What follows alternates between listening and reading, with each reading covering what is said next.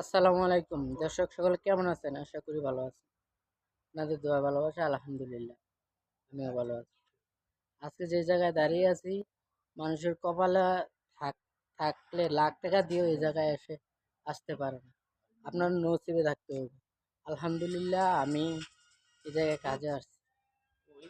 আল্লাহ তৌফিক দান করছে, কাজ করতেছি।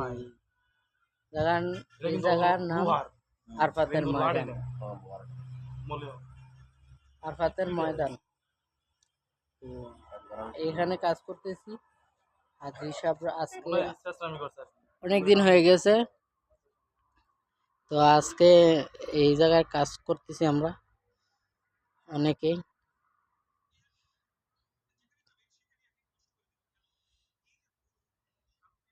আমরা যে জায়গায় আছি এই জায়গা হচ্ছে হাজি সাহেবের রেস্টের জায়গা। এই জায়গায় এসে খানা খায়। এখানে তাঁবু দেখেন, তাঁবুর ভিতরে এই জায়গাটা সম্পূর্ণ ঠান্ডা শীতল জায়গায়, এসি আছে।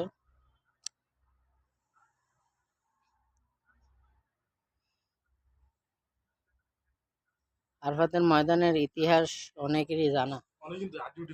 হযরত আদম আলাইহিস সালাম এবং হাওয়া আলাইহিস সালাম যখন জান্নাত থেকে তাদেরকে নামিয়ে দেওয়া হয়, দুজনে দুই দিকে থাকতো, কিন্তু এই জায়গায় আসে তাদের দুজনের সাথে দুজনের দেখা হয় এবং তারা দুজন আল্লাহর কাছে মাপ চায় এবং তাদের দোয়া আল্লাহ কবুল করেন।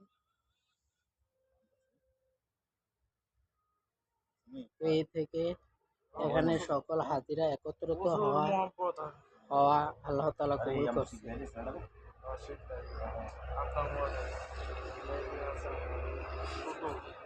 তো হজের কার্যক্রম শেষ, তাই সবকিছু আবার পুনরায় খুলে নেওয়া হচ্ছে।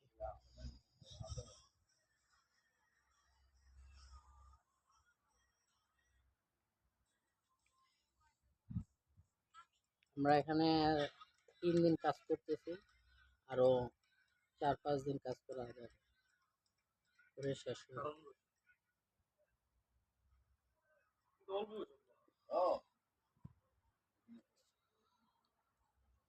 আচ্ছা মামু, আচ্ছা হ্যালো মামু, এই যে আরফাতের মাঠে হাজি সাহেবরা কত তারিখ, কত কত কত কয় তারিখ, কয় জিলহজে এখানে আসে?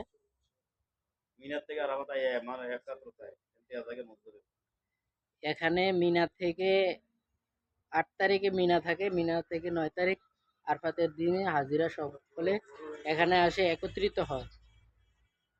তারপর তারপর কোথায় যায়? মুজদালিফা।